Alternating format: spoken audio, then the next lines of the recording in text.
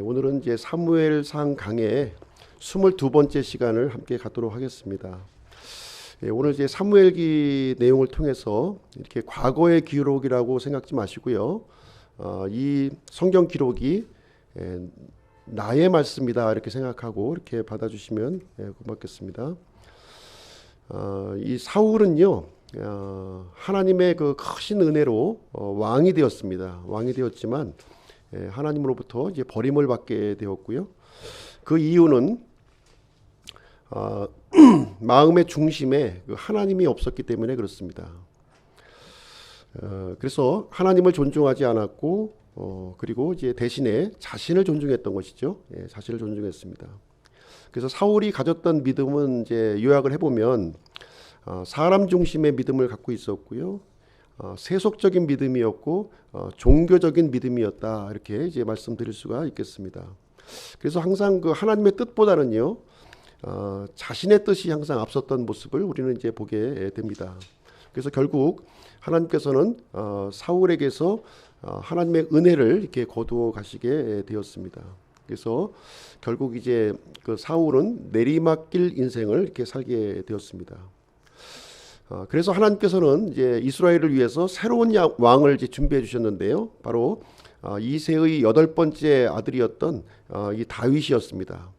이 다윗은 나이가 굉장히 어렸죠. 그렇지만 하나님을 존중하는 그런 사람이었습니다.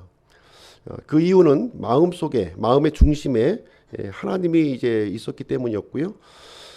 이 다윗은 이 나이가 어렸지만 아버지의 양떼를 이렇게 아주 신실하게 이렇게 보호하는 일을 이제 진행했습니다. 그리고 이제 외로울 때면 하프 연주를 통해서 하나님을 이제 찬양을 했고요. 하나님을 이제 전적으로 신뢰하는 그런 믿음을 이제 갖고 있었습니다. 그래서 하나님께서는 다윗을 선택하시고 하나님의 은혜를 이제 부어 주셨고요. 오르막길 인생을 이렇게 살게 되었습니다. 사울은 이제 처음부터 다윗을 미워했었던 건 아니었죠. 굉장히 신임을 많이 이제 했었습니다. 그런데 여인의 이 합창이 굉장히 중요한 계기가 되었습니다. 우리 18장 7절부터 한번 보겠습니다. 18장 7절부터 9절까지 말씀 보시겠습니다. 18장이요. 거기에 보시면 여인들이 놀며 서로 화답하며 이르되 사울이 죽인 자는 수천이요 다윗은 수만이로다 하니라. 사울이 심히 노하고 그 말을 기쁘게 여기지 아니하였으므로 이르되 그들이 다윗에게는 수만을 돌리고 내게는 수천만 돌리니 왕국 외에 그가 더 얻을 것이 무엇이겠느냐 하고 그날 이후로 사울이 다윗을 주목하였더라. 사울은요, 이 여인들의 그 합창 소리를 그냥 지나칠 수가 이제 없었죠. 어떻게 보면 이제 의미 없는 말로 이렇게 지나버릴 수 있는 그런 말이었지만, 이 다윗에게는 만만이요, 또 사울에게는 수천으로 돌린 그 합창 소리가 계속해서 이렇게 마음속을 이렇게 휘젓게 되었습니다. 그랬을 때 사울의 마음 속에는 이렇게 분노하는 마음이 이렇게 올라오는 모습을 이제 보게 되었습니다. 우리도요, 이렇게 이 하나님의 말씀을 묵상하지 않고 사람의 말을 이렇게 묵상했을 때에는 이게 실패하는 모습을 우리는 이제 보게 됩니다. 어느 날 이제 다윗이 사울을 위해서 하프 연주를 이렇게 하고 있었어요. 그랬을 때 이 다윗을 보고서 견딜 수 없는 마음이 이제 사울에게 이제 일어나게 되었습니다. 그래서 결국은 이제 창을 던져가지고 다윗을 이제 죽이려고 했었죠. 두 번의 창을 던졌지만 실패하게 되었고요.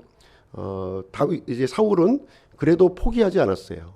다윗을 죽이려고 하는 이 마음이 풀리지 않았기 때문에 계속해서 죽이려고 하는 마음을 이제 갖게 되었습니다. 이번에는 이제 그 블레셋 사람들의 손을 죄송합니다. 블레셋 사람들의 그 손을 이용해서 이제 다윗을 이제 죽이려고 하는 그 계획을 이제 꾸몄습니다. 근데 이 계획도 역시 이제 실패로 이제 돌아가게 되었습니다. 29절 30절 한번 보겠습니다. 29절 30절. 사울이 다윗을 더욱 두려워하여 계속해서 다윗의 원수가 되니라. 그때 블레셋 사람들의 통치자들이 나와왔는데 그들이 나아온 뒤에 다윗이 사울의 모든 신하보다 더 지혜롭게 행동하므로 그의 이름이 매우 중히 여겨지니라. 이제 사울과 다윗의 관계는 최악의 관계로 지금 이렇게 발전이 되었고요. 이 사울의 증오심은 계속 이제 발전이 된 거죠. 반면에 다윗의 이름은 이렇게 점점 더 이스라엘 사람들에게 또 주변 민족에게까지도 이렇게 알려지게 되는 일이 이제 발생하게 되었습니다. 오늘은 이제 19장 내용을 함께 살펴보게 될 텐데요. 사울은 계속해서 이제 이 분노의 마음을 주체하지 못하고 다윗을 이제 계속해서 죽이려는 계획을 진행하게 됩니다. 그래서 이제 그 다윗은 어쩔 수 없이 사울의 공격을 피해서 이렇게 도피하는 도망자의 신세를 이제로 전락하게 됩니다. 사울은 이제 알았던 것이죠. 이 다윗이 하나님께서 세우신 새로운 왕이라고 하는 사실을 이제 알게 되었고요. 그래서 사울은 자기 스스로 이 왕권을 좀 지켜야 되겠다 하는 마음을 이제 갖게 되었습니다. 거기에서 가장 큰 장애물인 다윗을 죽이려고 이렇게 결정하는 사울의 모습을 오늘은 이제 보게 되는 것입니다. 급기야 이제 사울은요, 이제 지금까지는 은밀히 사울을 이제 다윗을 죽이려고 했지만 이제 공식적인 왕명을 이제 내리는 장면이 이제 기록되어 있습니다. 1절 말씀 보겠습니다. 19장 1절. 사울이 자기 아들 요나단과 자기의 모든 신하에게 그들이 다윗을 죽여야 한다고 말하였으나, 이제 요나단과 신하들이 있는 앞에서 이제 공식적인 명령을 이제 사울이 내렸습니다. 다윗을 죽이라 이렇게 명령을 내렸습니다. 그래서 이제 다윗은 요나단은요 이 사실을 이제 다윗에게 이제 알려주게 되었는데요. 2절 3절 보겠습니다. 2절 3절. 사울의 아들 요나단이 다윗을 심히 기뻐하였으므로 요나단이 다윗에게 고하여 이르되 내 아버지 사울이 너를 죽이려 하시느니라. 그러므로 이제 원하노니 아침까지 조심하고 은밀한 곳에 거하며 숨어 있으라. 내가 나가 내가 있는 들에서 내 아버지 옆에 서서 너에 관하여 내 아버지와 대화하다가 무엇을 보거든 그것을 내게 고하리라 하더라. 사울의 아들 요나단은 이제 이 다윗을 매우 이제 기뻐했다 이렇게 기록을 해주고 있습니다. 이 요나단과 이 다윗의 관계는요 특별한 관계가 되었죠. 언약의 관계가 되었다고 이제 지난번에 우리가 살펴보았습니다.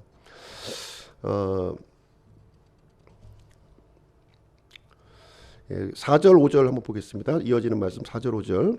요나단이 자기 아버지 사울에게 다윗에 대하여 좋게 말하며 그에게 이르되 왕께서는 왕의 신하 다윗에게 죄를 짓지 마옵소서. 그가 왕께 죄를 짓지 아니하였고 그가 왕께 행한 일들이 매우 선하였나이다.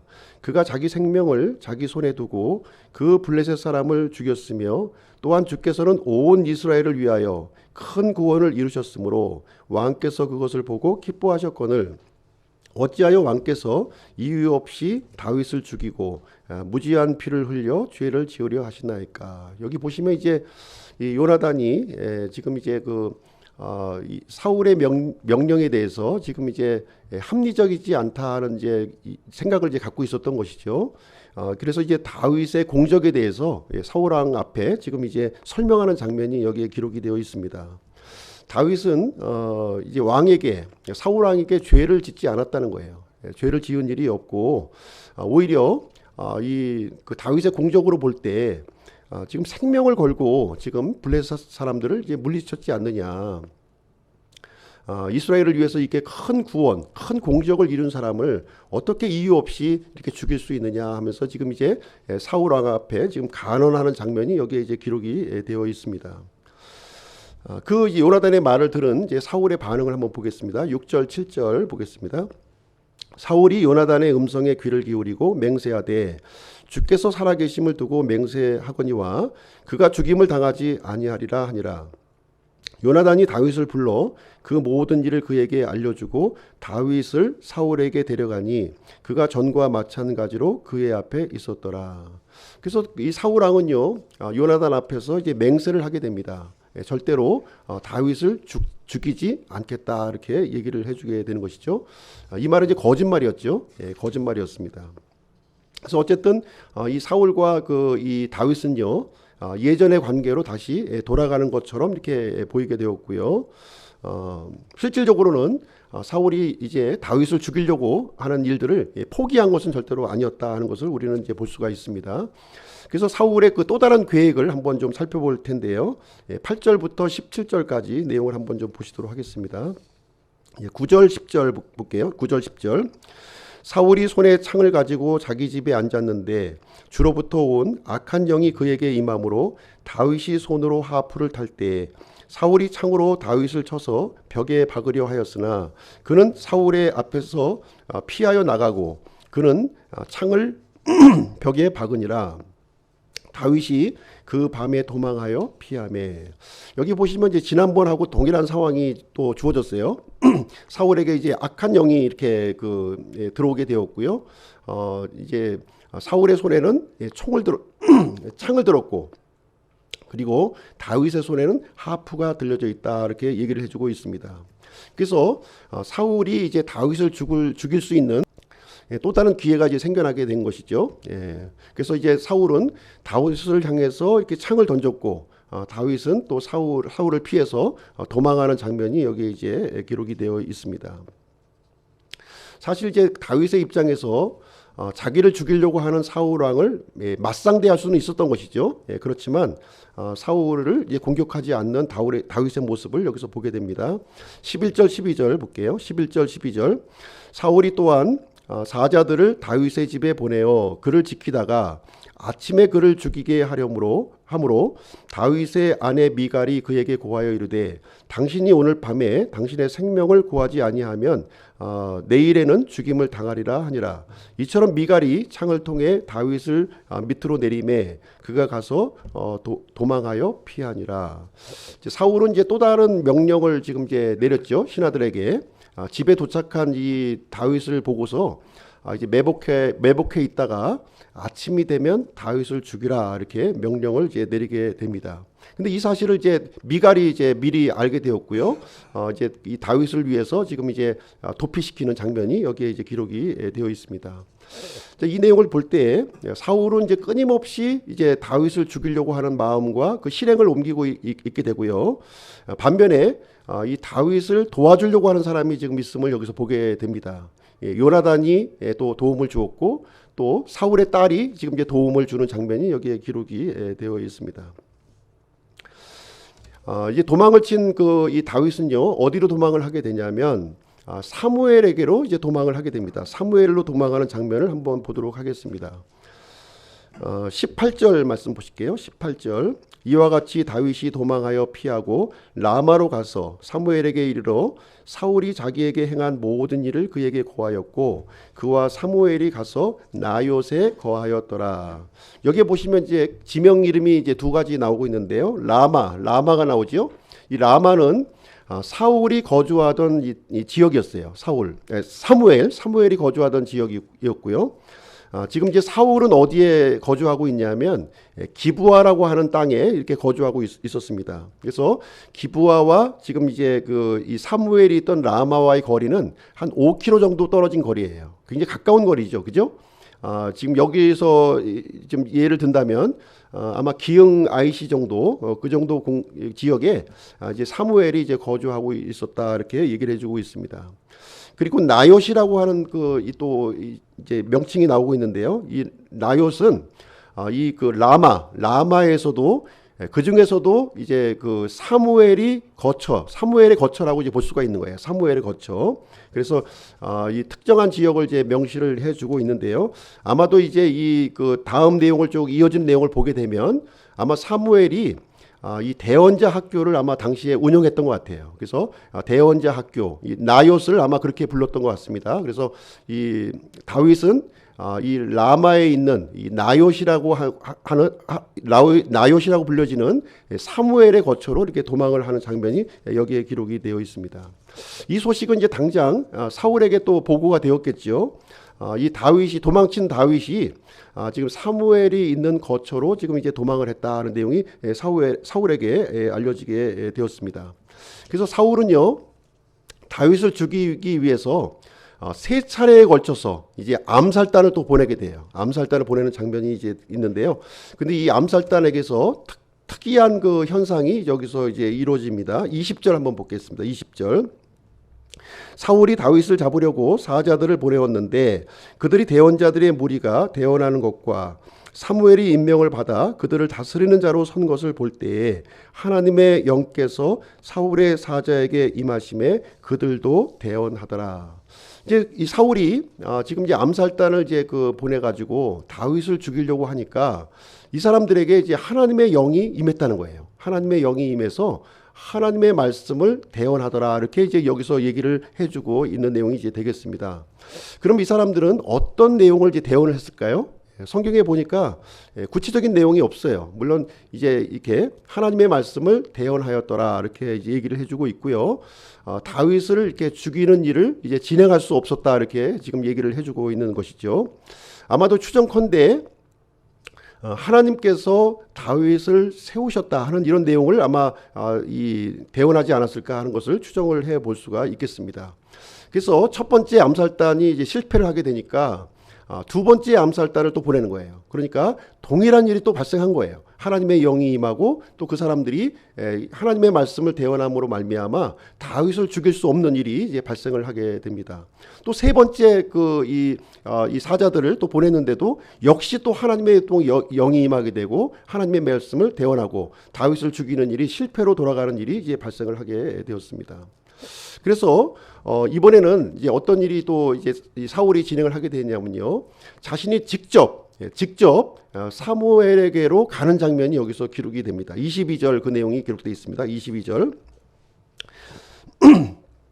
이에 그도 라마로 가서 세구에 있는 큰 우물에 이르러 물어 말하되 사무엘과 다윗이 어디 있느냐 하니 한 사람이 이르되 보소서 그들이 라마의 나요새 있나이다 하더라.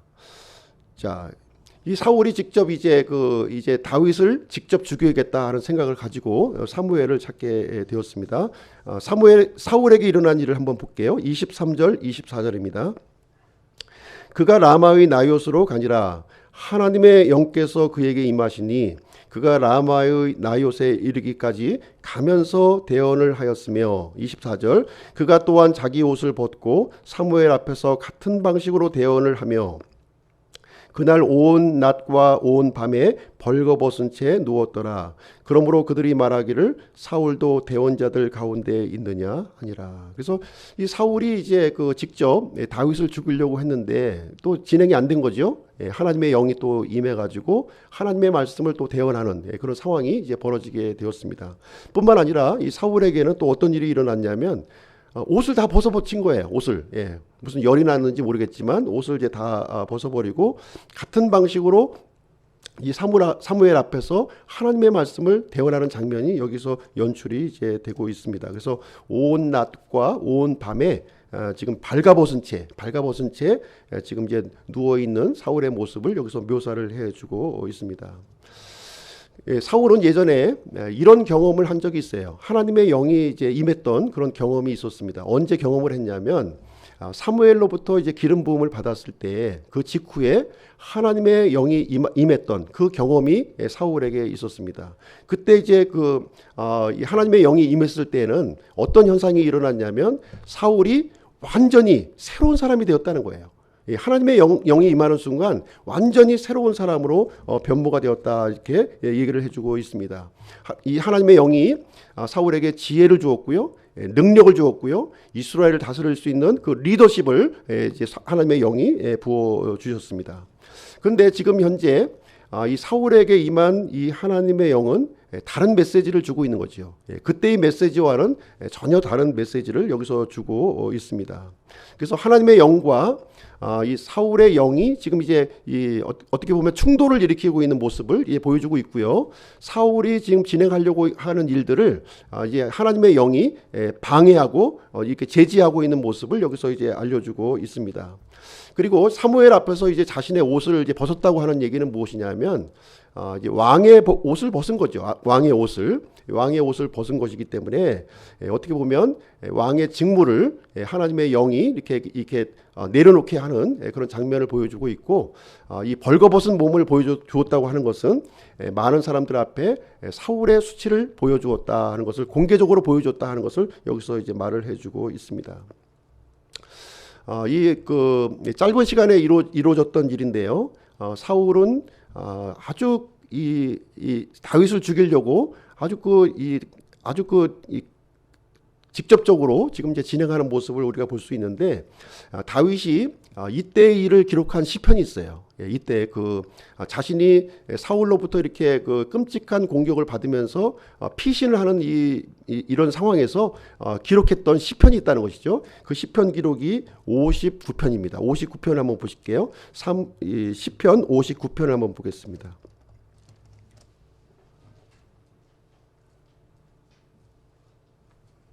시편 59편 구약성경 726쪽입니다. 726쪽을 한번 보시겠습니다.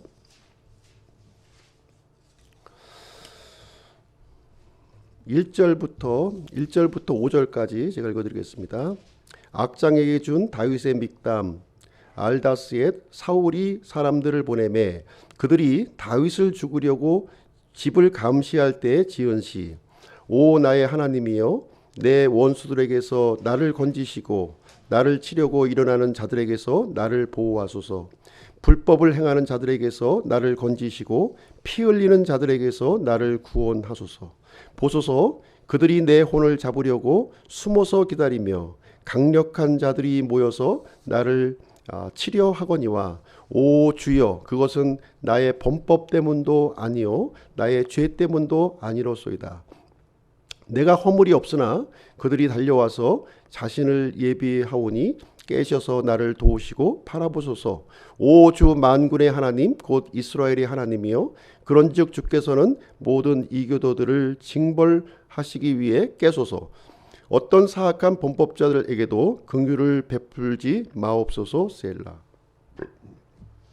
자, 여기 보시면 이제 다윗이 자신의 억울함을 지금 이제 시를 써서 하나님 앞에 하소연하는 장면이 여기에 이제 기록이 되어 있어요. 이때 자신이 이제 쫓기는 상황에서 지금 이제 시편을 기록한 상황이 이제 되겠습니다. 다윗이 이런 상황에서 할 수 있는 것은 과연 무엇이었을까요? 그렇게 왕권을 가지고서 자신을 이렇게 사람들을 동원해서 이렇게 죽이려고 했을 때 다윗이 할 수 있는 것은 도망치는 것밖에 없었어요.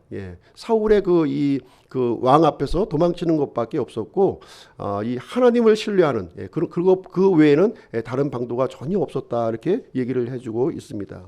그래서 사울이요, 다윗의 모든 가는 길을 다 막아놓은 거예요. 다 막아서 이제 꽁꽁 묶어놓고 있는 이런 장면이 되겠습니다. 다윗은 이제 시편을 통해서 이제 다윗의 모습을 우리에게 이제 보여주고 있는데요. 다윗은 기도의 사람이었고, 또 노래하는 사람이었고, 또 믿음의 사람이었고, 구원의 하나님을 붙드는 사람이었다, 이렇게 우리에게 알려주고 있습니다.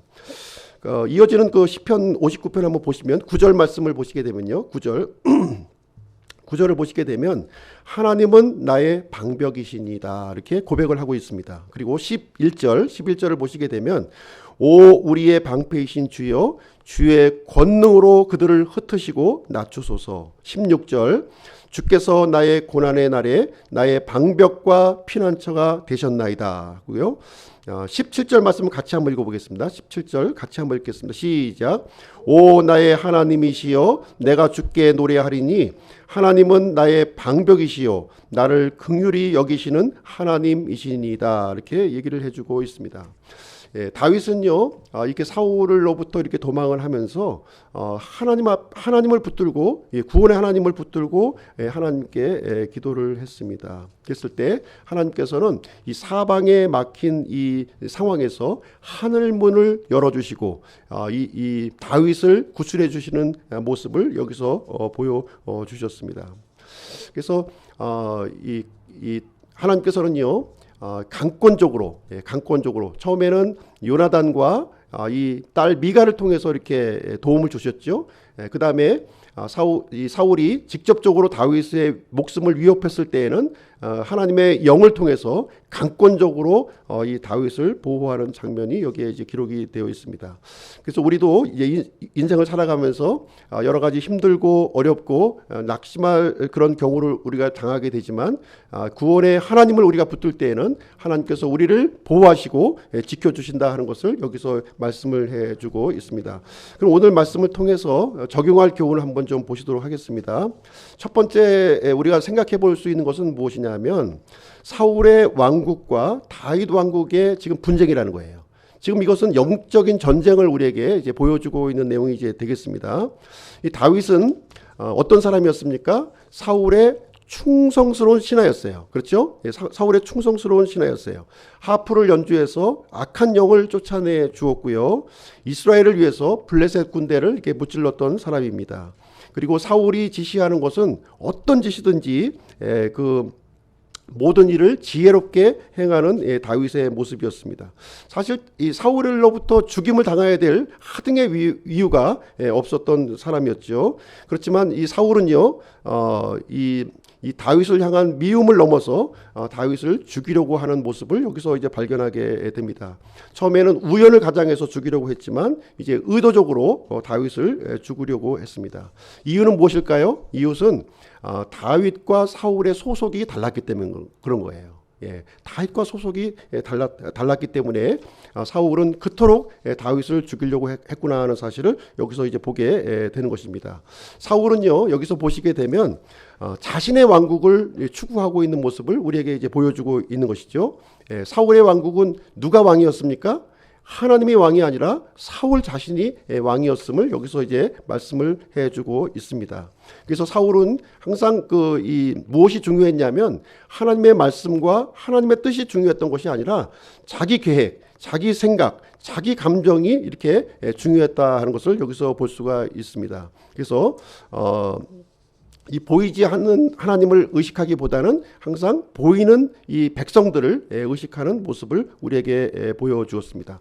그래서 하나님의 뜻과 자신의 뜻이 이렇게 충돌할 때에는 이게 일치할 때는 뭐 문제가 없었지만 하나님의 뜻과 내 뜻이 이렇게 충돌했을 때에는 하나님의 뜻을 거부하는 그런 결정을 하게 되는 모습을 우리가 보여주게 됩니다. 그래서 하나님께서 세우신 자, 이 다윗을 이렇게 보았을 때 두려운 마음을 가졌고 다윗을 죽이려고 하는 그런 모습으로 나타난 것을 우리는 보게 되는 것입니다. 반면에 이 다윗의 경우에 있어서는요, 하나님의 왕국을 추구한 거죠. 하나님의 왕국을 추구한 사람이었다는 것을 우리는 생각을 해볼 수가 있습니다. 그래서 이 다윗의 왕국은 누가 왕이었습니까? 바로 하나님이 왕이셨다는 거예요. 하나님의 왕이심을 우리에게 보여주고 있습니다. 그래서 다윗은 자신의 생각보다는 하나님의 계획, 하나님의 생각, 하나님의 마음을 이렇게 중요시 여기는 그런 사람이었습니다. 그래서 비록 자신이 이렇게 생명의 위협을 끊임없이 받았지만요, 이 다윗은 하나님께서 기름 부으신 그 사울을 이렇게 대항하지 않는 모습을 이렇게 보여주었음을 우리는 보게 됩니다. 그래서 실질적으로 사울이 다윗을 이렇게 죽이려고 했던 것은 무엇이냐면 하나님을 대적하려고 했었다는 거예요. 하나님을 대적한 것이었다. 이렇게. 그래서 이 다윗을 죽이는 것을 통해서 자신이 어디에 소속되어 있으며 자신의 정체성을 지금 이제 확연하게 보여주는 그런 그 상황을 우리에게 보여주고 있습니다.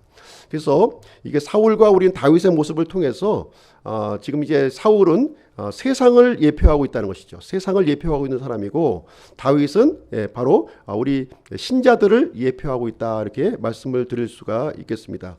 그래서 그리스도인과 이 세상은 타협의 대상이 아니라는 거예요. 타협의 대상이 아니라 서로 대적하고 갈등의 관계를 이룰 수밖에 없다는 것을 얘기해 주고 있습니다. 왜냐하면 세상과 우리 신자들은 소속이 다르기 때문에 그래요. 한 공간에서 같이 이렇게 거주는 하고 있지만 그 소속이 다르기 때문에 끊임없이 갈등을 일으킬 수밖에 없음을 우리에게 얘기를 해주고 있습니다.